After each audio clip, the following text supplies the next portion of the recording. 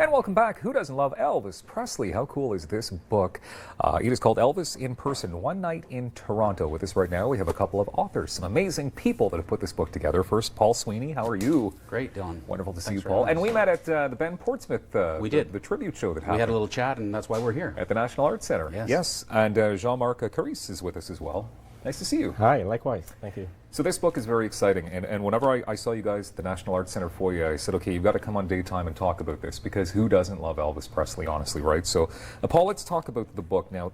300 unseen photos, never really seen before photos of Elvis? That's correct, yeah. In 1957, John Siebert was hired to take some photographs to go with an interview that June Caldwell was going to do for Chatelaine. And they published 3 of them in the magazine.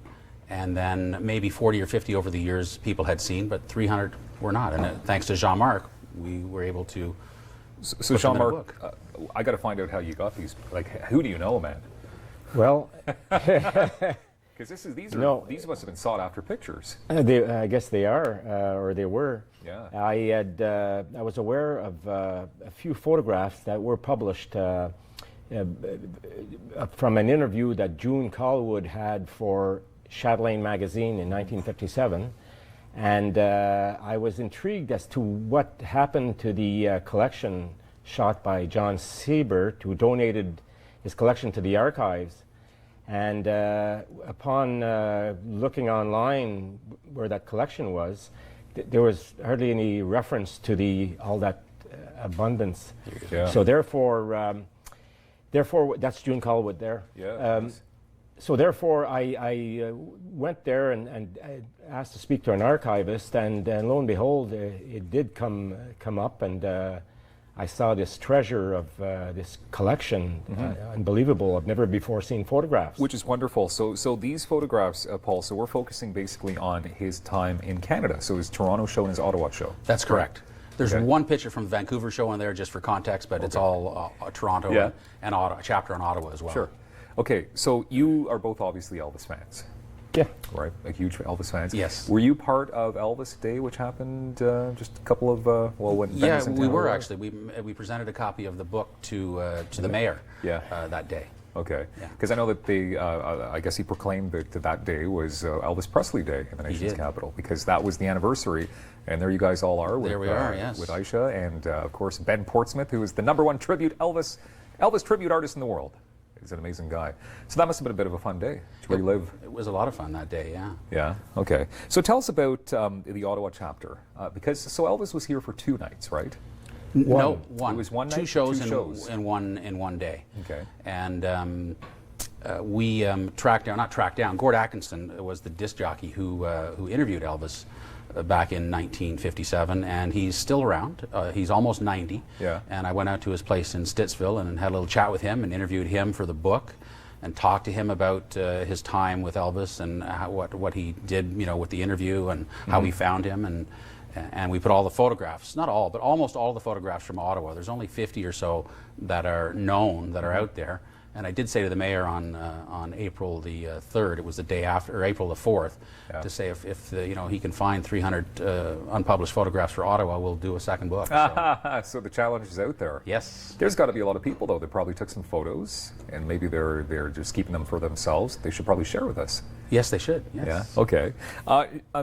Jean-Marc, you've got a bit of a story, so I'm interested because it's in front of me here. The ticket burning story. Now, this concerned your cousin Monique. What's Monique, that all yes, about? she was possibly around 13 years old at the time. She had a ticket to the concert, and at her convent, or in her class, her teacher, a nun, had asked the class if anybody was going to the concert, and Monique inadvertently raised her hand and to admit that she was going, and she was asked if she could present the ticket, and upon producing the ticket, the nun asked her if she would do the ultimate sacrifice and have it destroyed in front of the class. Wow. as an act of she would receive a blessing. So Wow. it was burnt in front of the class, and so she missed the concert. Okay. So forgive me. So is Monique still alive? Yes, she came to the NAC. You may have seen her I did on see that stage because they pointed her out, right? and she also came to our photo gallery cafe on Elgin Street and met with Jean Chrétien on that day, and along with one of the Elvis impersonators. Yeah. And we have photographs of that as well. That's cool. And yeah, I believe we did show them. So that is an incredible story. And so does she regret, or how does she feel all these years later that? Actually, having seen these two impersonators recreating the Elvis show in '57 and the Las Vegas years, Yeah. she felt, she felt like it was a real thing. That's incredible. And she was very thrilled to have recreating the whole Elvis great. phenomenon. Paul, what is the best part of this book to you? The best, there's some photographs of Elvis just sort of relaxing with the band. You see Bill Black and DJ Fontana having a cigarette, and the Jordanaires, and just between shows. Yeah. On page 218, there's a that's set specific, Paul. a set of. Well, I've read the book about 5 times while I proofread, edited it. Yeah. And those are my favorite. It's not in front of the crowd, and it's not with the reporters. It's just relaxing with the guys. Okay. Right there. All right, With a I'm just gonna dolly pull and this up just real like quick. a 22-year-old Sort having of see fun. these photos, but Yeah. okay, that's a lot of fun. And now the No, book. after that, just a sorry? few pages Okay. after, Oh, but you'll see them eventually. All right. Oh, the yes. dolly, Okay. yeah, Yes. yeah. And here he's riding the. And he's dolly just and having a good time.